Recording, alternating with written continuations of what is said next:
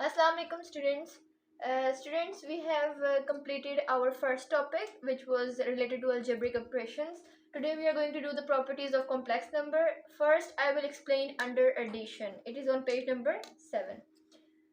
Okay students, properties of complex numbers under addition आप देख सकते हैं. सबसे पहले हमारे पास है क्लोजर प्रॉपर्टी.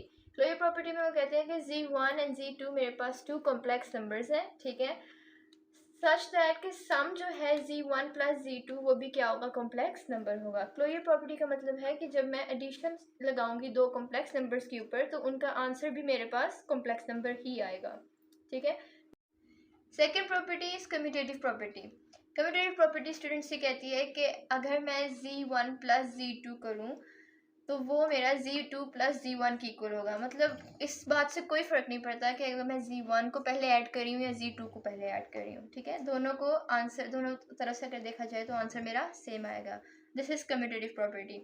एसोसिएटिव प्रॉपर्टी ये कहती है कि मेरे पास 3 कॉम्प्लेक्स नंबर्स हैं, Z1, Z2 और Z3. अब ये है कि अगर मैं Z1 और Z2 को पहले ऐड करूं और फिर मैं Z3 को ऐड करूं तो वो मेरे पास इस तरह है कि अगर मैं Z2 प्लस Z3 को ऐड करूं और फिर Z1 को ऐड करूं तो ये मेरे पास दोनों साइड्स एक दूसरे के इक्वल आएंगी.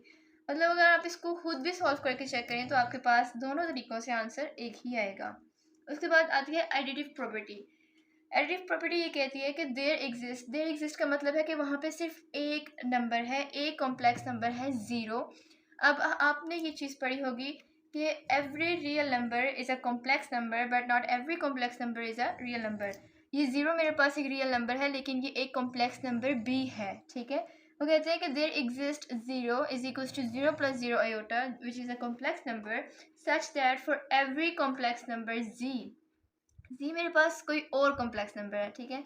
वो कहते हैं कि अगर मैं 0 को लेफ़्ट साइड से ऐड करूं या राइट साइड से ऐड करूं अपने कॉम्प्लेक्स नंबर z के अंदर तो मेरे पास आंसर जो है वो z इटसेल्फ ही आएगा. तो जो आंसर आएगा उसको मैं क्या कहती हूँ कि वो मेरे पास एडिटिव प्रॉपर्टी एडिटिव आइडेंटिटी है, ठीक है. लास्ट फिफ्थ प्रॉपर्टी कहती है एडिटिव इनवर्स के for every complex number z, her complex number में जो z मेरे पास कॉम्प्लेक्स नंबर है उसके लिए मेरे पास एक इन्वर्स जो है वो एग्जिस्ट करेगा, ठीक है. माइनस z जो है वो मेरे पास z का इन्वर्स है और वो भी एक कॉम्प्लेक्स नंबर है. वो कहते हैं कि इस तरह है कि अगर मैं z में माइनस z को ऐड करूं, लेफ़्ट साइड से ऐड करूं या राइट साइड से ऐड करूं, मेरे पास आंसर जो है वो क्या आएगा, 0 ही आएगा. तो ये मेरी एडिटिव इन्वर्स प्रॉपर्टी है. ओके स्टूडेंट्स, हमने पहले प्रॉपर्टीज ऑफ कॉम्प्लेक्स नंबर्स देखी अंडर एडिशन. अब हम देखेंगे अंडर मल्टीप्लिकेशन. सेम हमारी पहली है क्लोजर प्रॉपर्टी. क्लोजर प्रॉपर्टी कहती है कि Z1 और Z2 मेरे पास कॉम्प्लेक्स नंबर्स हैं और जब मैं उनको मल्टीप्लाई करूंगी तो उनका जो प्रोडक्ट है मल्टीप्लाई करने के बाद जो आंसर आता है उसको हम प्रोडक्ट कहते हैं. Z1 और Z2 वो भी मेरे पास जो है वो क्या होगा, कॉम्प्लेक्स नंबर होगा, ठीक है. नेक्स्ट हमारे पास है कम्यूटेटिव प्रॉपर्टी. कम्यूटेटिव प्रॉपर्टी ये कहती है कि अगर मैं Z1 Z2 को मल्टीप्लाई करूं या Z2 Z1 को मल्टीप्लाई करूं तो दोनों का आंसर मेरे पास सेम होगा और दोनों ही मेरे पास क्या है, कॉम्प्लेक्स नंबर्स हैं. थर्ड प्रॉपर्टी है एसोसिएटिव प्रॉपर्टी. उसमें हमारे पास पहले 2 थे कॉम्प्लेक्स नंबर्स, अब 3 हो गए, Z1 Z2 Z3. वो कहते हैं कि अगर मैं Z1 Z2 को पहले मल्टीप्लाई करूं और फिर Z3 के साथ मल्टीप्लाई करूं या मैं पहले Z2 या Z3 को मल्टीप्लाई करूं और फिर Z1 के साथ मल्टीप्लाई करूं तो दोनों केसेस में मेरे पास आंसर जो है वो इक्वल सेम आएंगे, ठीक है. तो ये हमारे पास हो गई associative property in case of 3 complex numbers. Fourth है हमारे पास मल्टीप्लिकेटिव आइडेंटिटी. वो कहते हैं कि there exist a complex number 1. हमारे पास है तो रियल नंबर लेकिन हम हर रियल नंबर को जो है वो कॉम्प्लेक्स नंबर कह सकते हैं. 1 is equal to 1 plus 0 iota. किसी भी रियल नंबर को हम कॉम्प्लेक्स नंबर की फॉर्म में इस सूरत में लिखते हैं के साथ हम 0 आयोटा को डालें तो हमारे पास कॉम्प्लेक्स नंबर बन जाता है. तो वो कहते हैं कि हमारे पास एक कॉम्प्लेक्स नंबर है 1 सच that for every complex number z, her complex number z के लिए ये एग्जिस्ट करता है, ठीक है. कि मैं अगर उसको लेफ़्ट साइड से मल्टीप्लाई करूँ z के साथ, 1 को अगर मैं z के साथ लेफ़्ट साइड से मल्टीप्लाई करूँ या राइट साइड से मल्टीप्लाई करूँ तो दोनों केसेस में मेरे पास आंसर जो है वो कॉम्प्लेक्स नंबर z इटसेल्फ ही आएगा. तो 1 मेरे पास तो जो यहाँ पे z है वो मेरे पास क्या है, मल्टीप्लिकेटिव आइडेंटिटी. फिफ्थ प्रॉपर्टी है हमारे पास मल्टीप्लिकेटिव इनवर्स. मल्टीप्लिकेटिव इनवर्स में स्टूडेंट्स आपकी बुक पे थोड़ा कॉम्प्लिकेटेड करके लिखा है लेकिन मैं आपको एक्सप्लेन करने की फुल कोशिश करूँगी. वो कहते हैं कि for any non zero complex number z मेरे पास एक नॉन ज़ीरो कॉम्प्लेक्स नंबर है, मतलब जी ज़ीरो नहीं है, ठीक है। There exist a complex number W. अब ये जी और डब्ल्यू दोनों मेरे पास कॉम्प्लेक्स नंबर्स हैं। वो कहते हैं कि अगर मैं डब्ल्यू को लेफ्ट साइड से मल्टीप्लाई करूँ जी से या राइट साइड से मल्टीप्लाई करूँ तो मेरे पास उसका आंसर 1 ही आएगा।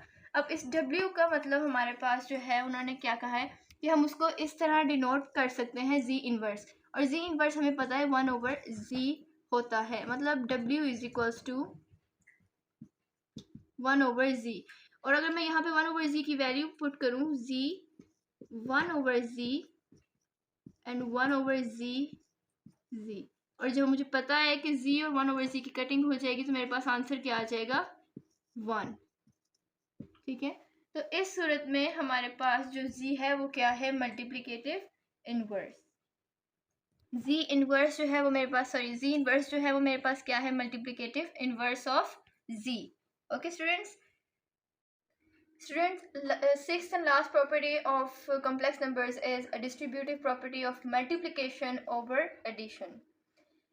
इसमें ये कहते हैं कि z1 z2 z3 are complex numbers, जहाँ पे हमारे पास एडिशन के ऊपर हम मल्टीप्लिकेशन को अप्लाई कर रहे हैं।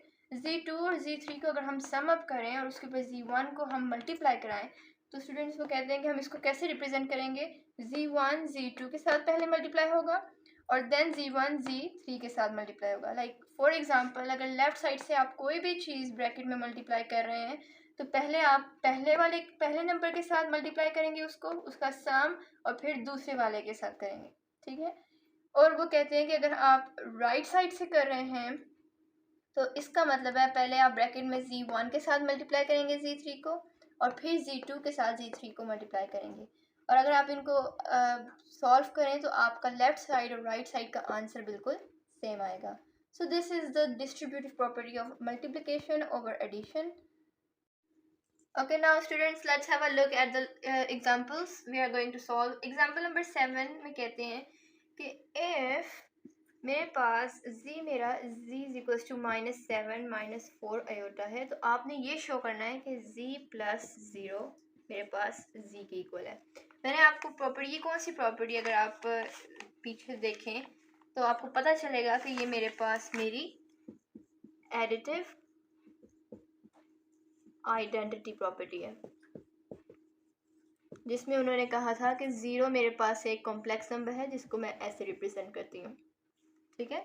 सो सिंपल इज दैट कि z मेरे पास जो है मैं उसको वैल्यू पुट करूँगी -7 -4 आयोटा, और 0 मेरे पास जो है वो कॉम्प्लेक्स नंबर है ये, और मैं इसकी वैल्यू यहाँ पुट करूँगी +0 +0 iota. Simple students, real part को मैं अलग कर रही हूँ, -7 + 0 माइनस नहीं आएगा, प्लस आएगा, आयोटा -4 + 0 -7 + 0 -7 प्लस -4 + 0 आयोटा -4। फर्दर अगर हम इसको देखें -7 -4 आयोटा। सो हमारा आंसर जो है वो एंड पे क्या आया है, z। So hence it is proved that z plus 0 is equals to z. This is our example number 7. Example number 8 students. Verify the multiplicative identity of z is equals to 3 - 2 iota. Multiplicative identity, इसका क्या मतलब है, इसका मतलब ये है कि मेरे पास मल्टीप्लिकेटिव आइडेंटिटी में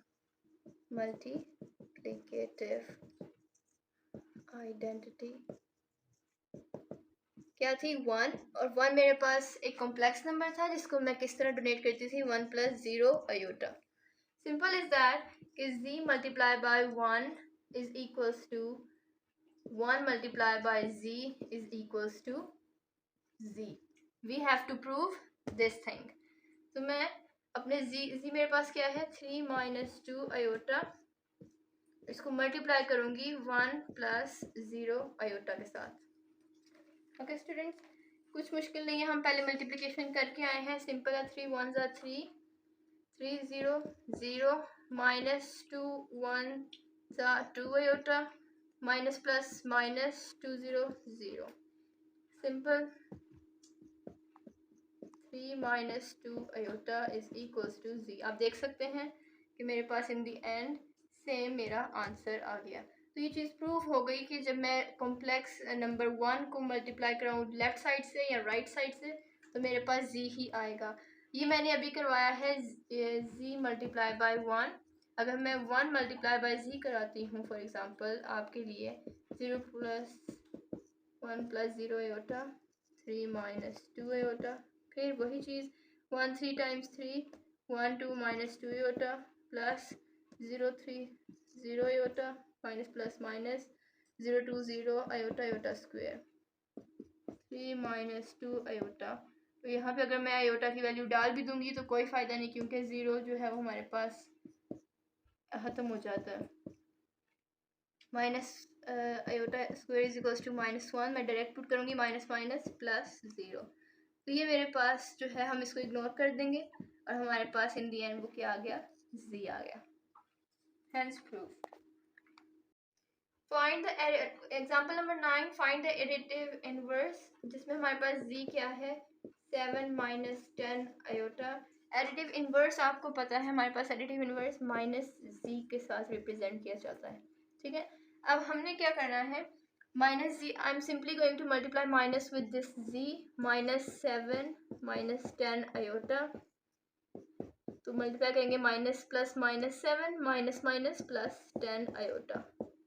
अब हमारे पास क्या है कि z plus minus z is equals to minus z plus z is equals to 0। मतलब ये मैंने प्रॉपर्टी लिखी है, इस चीज़ को मैं प्रूफ करने लगी हूँ अपने माइनस z की वैल्यू और z की वैल्यू को इंसर्ट करके। 7 minus 10 iota plus minus 7 plus 10 iota is equals to 7 minus 10 iota minus 7 plus 10 iota plus 7 minus 7 cut minus 10 iota plus 10 iota cut is equals to 0। और same minus z plus c के भी करेंगे तो हमारे पास इन दी and 0 ही आएगा। तो ये मेरे पास प्रूफ हो गया। एग्जाम्पल नंबर 10 में उन्होंने कहा है कि आपने मल्टीप्लिकेटिव इनवर्स बताना है। इनवर्स मल्टीप्लिकेटिव इनवर्स मैंने आपको पहले भी बताया था 1/z की तरह हम रिप्रेजेंट करते हैं। So simply I am going to solve this. ये बिल्कुल वैसा है जैसे हम अभी पहले डिवीजन ऑफ कॉम्प्लेक्स नंबर्स करके आए हैं। रैशनलाइज करेंगे 4 plus 3 iota over 4 plus 3 iota 4 plus 3 iota over 4 square minus 3 iota is equals to 4 plus 3 iota। 4 times 16 minus 3 times 9 iota square is equals to minus 1। okay, 4 plus 3 iota over 16 minus minus plus 9 is equals to 4 plus 3 iota over 25। Separate करके लिख सकते हैं 5/25 plus 3 over 25 iota। So this is my answer of 1/z multiplicative inverse।